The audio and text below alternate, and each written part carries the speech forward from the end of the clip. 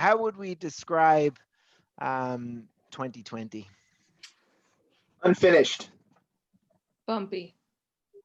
Yeah, it's not going to change on January 1st, just unfortunately. So unfinished is the best description for 2020.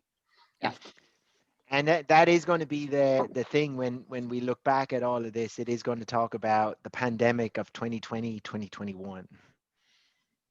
Because we kind of have to, it seems like the fall is where we're kind of next year is where we get to be on the other side. It with the vaccine and with everything, it looks like fall of 2021.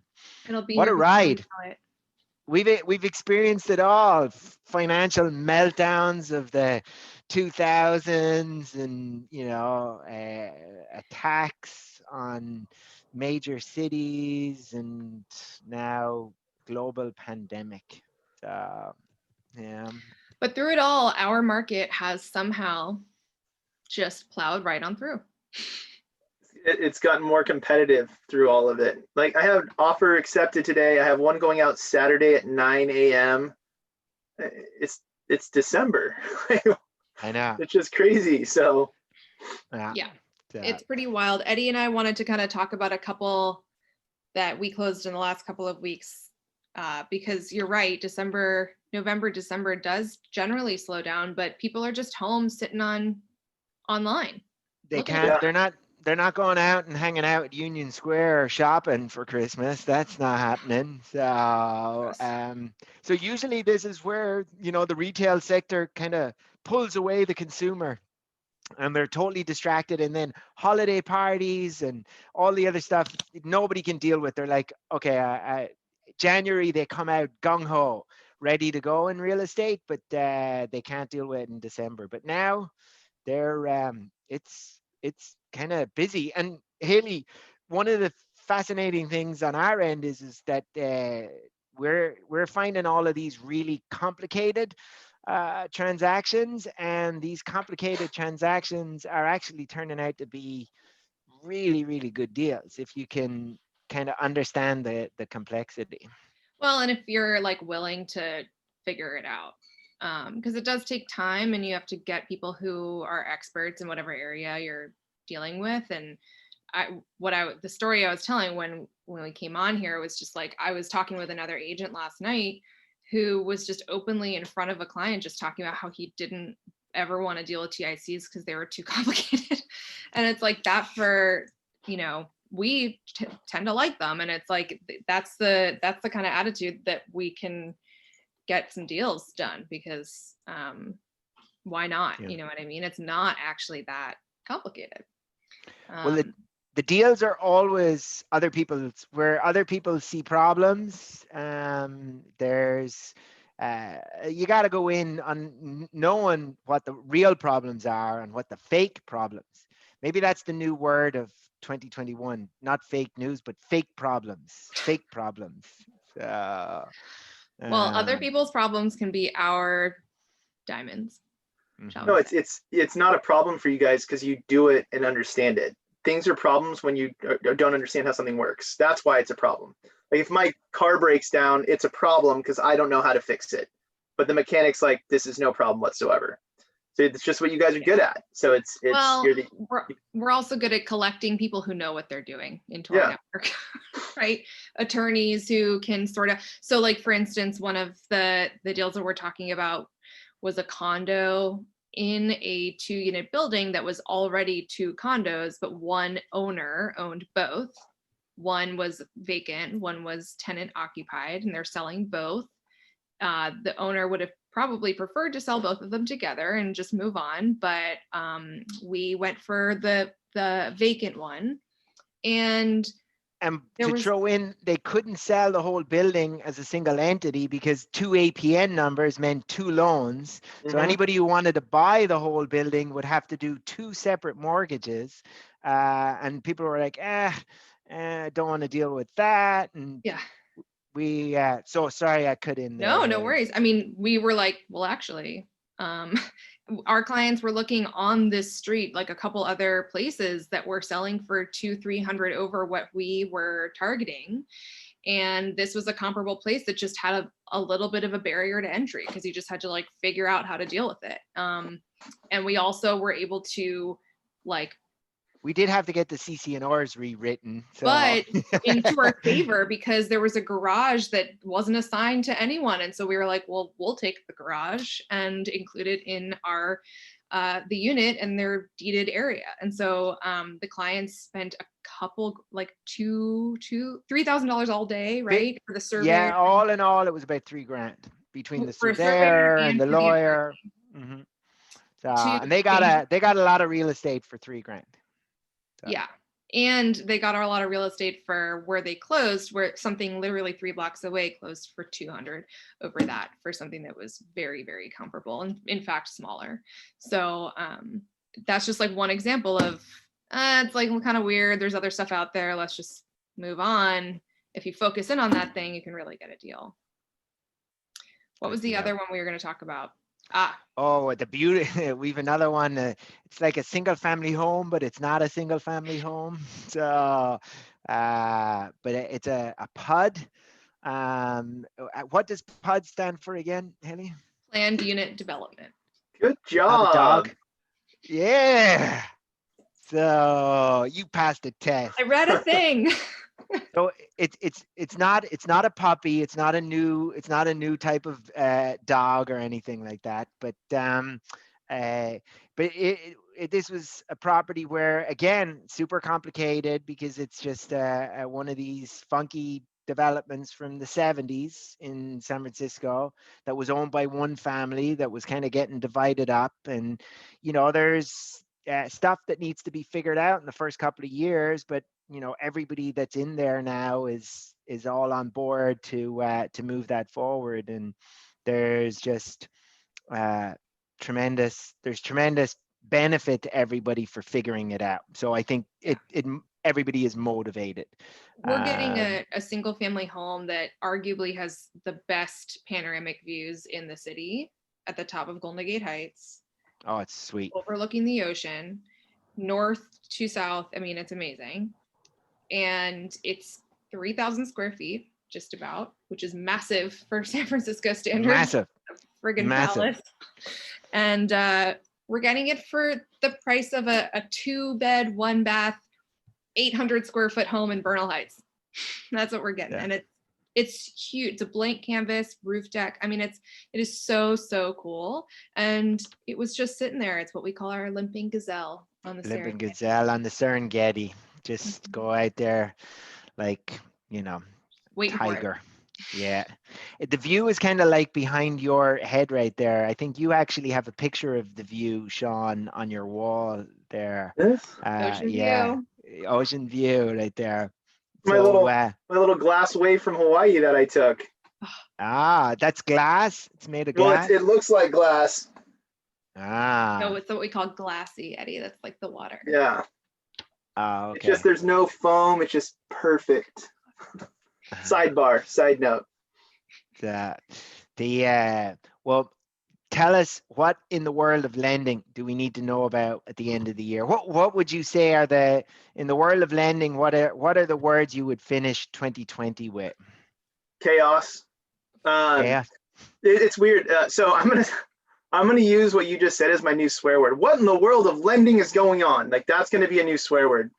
No, it's interesting because 8 months later, we're right back where we started, right? Businesses are closed. We're supposed to stay home. And lending feels more chaotic now than it did right out of the gate when we didn't know what was going on. And I think the factors for that are, one, home buying this time of year is never as intense as it is right now. I think October, November, and this month have had more activity than the spring. But we were closed March, April, right? So it's just such a delay. I just didn't think it'd carry this long. All the notaries, there's not enough notaries to go around. There's not enough notaries to go around. Yeah. Appraisers this time of year are harder to get a hold of. buyers, I think I've talked about this last week, buyers are liquidating later because they're trying to make every penny they can in the market before they liquidate for their down payment, which causes us to close late. Escrow is overwhelmed, so they're making mistakes. My last 2 weeks has been just logistically chasing around appraisers, notaries, and escrow officers to make sure things, and buyers, to make sure things get done on time and properly. And there's nothing you can do. So I've had just so chaos. That's just the best word for it. But it's a good chaos. It's because people see the opportunity that money is virtually free at this point. Values are going up. People can move because they don't have to work at an office necessarily anymore. So you can have more liberty to choose where you want to live. The amount of money people have made. I'm doing a refi for someone right now. They put $35,000 down on a roughly $630,000 purchase price in February or March. Their appraisal just came in at $787,000. So on a $35,000, and that's in Livermore, which is like East Bay. Well, I heard the Tri-Valley is burning up. I heard the Tri-Valley is just burning up. Yeah, so they're going through what we've all been through in Oakland for years, right? And so they're like, how do we handle this? What does it mean if it's non-contingent? And they just weren't used to it, and it hit overnight. But it's just fun for me to see through the chaos so many first-time home buyers that are already seeing the benefit of owning a home because their interest rate is under 3% for the most part, and their equity is just skyrocketing right now. So I enjoy the chaos, but that's the word for it. Maybe we can call it like energy, frenetic energy, perhaps. Energetic chaos. Yeah. No, it is. Yeah. It's good though. I kind of thrive on it. Like I don't know. I love the challenge of it, but it's chaotic because you're making things happen for people, and that's a good problem to have. Yeah. And then what's the story with loan limits? We got higher loan limits, and I'm going to ask you for the ones you don't know. So what's the loan limit on a 2 and 3 unit building? But tell us the single family home one first. Single family is 822,375 in our surrounding Bay Area counties: Alameda, Contra Costa, San Francisco, San Mateo, Marin, Santa Clara, Santa Cruz. That's amazing. So you're jumbo conventional, mm-hmm. which means you can get access to some of the best rates if your lending is 822 or less. Correct. Whoa.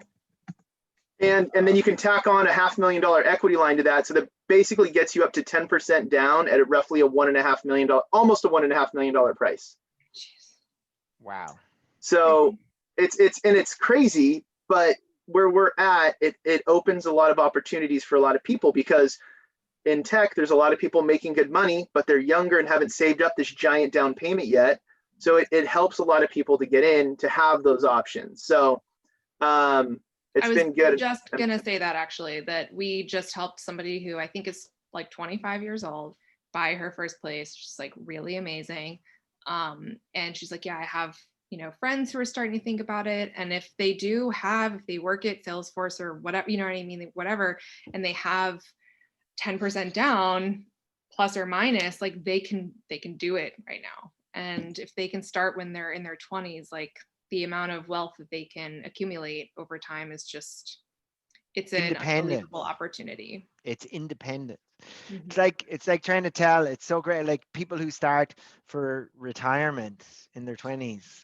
I wasn't thinking that way when I was in my 20s. At an older, more senior age that I'm at now, I see the folly in that. Whereas I did not see the folly in that back then. But it's not that hard. It's a little shift in what you would be doing anyway, and the benefits. The benefits are amazing, and she's going to have a roommate. She bought a 2-bedroom, and she's going to have a roommate. Supplementing the monthly payment. So it's not like, and she's getting this amazing place with outdoor space in the neighborhood she wanted, and we got it $150 less than what it was listed for, because it was a little funky. But it's actually like the coolest place ever, and I would totally buy it. It's like Awesome. really, really cool. So I just really like seeing, young single people, especially women, buying their own places on their own. I love it. Empowerment. Yeah. And Eddie, just to go back to what you're saying about retirement, because I'm in the same boat where it's like you don't think about that early, but then now we know. So I'm trying to teach my boys that the problem is we say retirement, and retirement just sounds like when I'm old, I'll have money. But people don't. 20-year-olds don't want money when they're old; they want it now. So you will have wealth if you just save a little bit right now every month without thinking about it, and then all of a sudden you're a millionaire because you didn't think about it, and that changes the dynamic a little bit. Is what I found with the boys.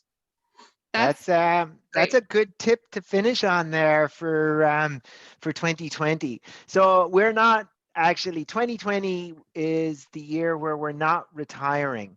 What are we doing? Building Sean, wealth. We're building wealth. I want to say getting rich, but I like wealth more than rich. It feels more responsible. Feels richer. Wait, I didn't get to brag about my high loan limits for 2, 3, and 4 units. Oh. Come on, brag about them. Tell me, what are they? 2 units are 1,053,000. 3 units is 1,272,750, and 4 units is 1,581,750. And that's so you can go out, buy a 4-unit building that you totally will be able to get into, and the rates in this kind of arena are like all down around the 3s, right? Low 3s. I want to say 2s, but low 3s, probably 2s. Probably 2s. Wow. Oh my God. Wow. And you have no monthly payments. Your renters will 100% cover your mortgage on a 4-unit property without even thinking about it. Yeah. Wow. So Sean, when we kind of are out there in the dark trying to find you, where do we find you? Why are we always in the dark? Where are we in the dark? Because we are the light, Haley. We are the light. I'm everywhere. Just you can Google Sean Herrero, go to SeanHerrero.com, and @AdventureLender on Instagram. Awesome. And when I'm searching for the light in the dark, Haley, we are the light. Where are we found? Sounding a little culty, Eddie. We're found at Elevation SF on Instagram and elevationrealestate.com. And you can find our blog there and our YouTube channel and our podcast. You can find our podcast anywhere. It's called Full Disclosure. And awesome. I guess we'll see you next year. See you next year. It's been kind of, I don't know. It's been quite a year. Quite a year. Yeah, it's in the year that everybody wants to say goodbye to. Have you noticed that there's no nostalgic kind of stuff going on right now of people looking back on 2020? Everybody's just like, get the thing, just get it over. So, but I hope everybody enjoys your holidays. Be safe, be healthy, and here's to 2021. Excellent. Right on, you guys. See you next year. Cheers. See you next year. Bye.